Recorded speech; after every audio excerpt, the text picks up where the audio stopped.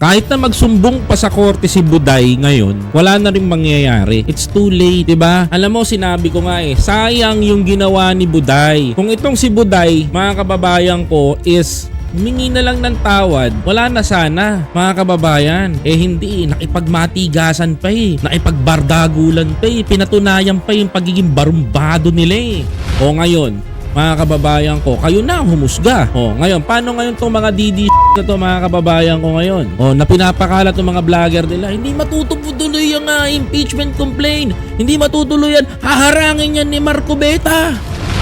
Kahit humarang pa si Marco Beta dito, mga kababayan ko, wala na magagawa. The impeachment is ongoing. Wala nang balikan to, mga kababayan ko, mga kapatid. Malalaman na ng taong bayan to. Bakit ko sinabing magre-resign na si Inday, si Buday, mga kababayan ko? Kasi si Buday is preparing for 2028 presidency.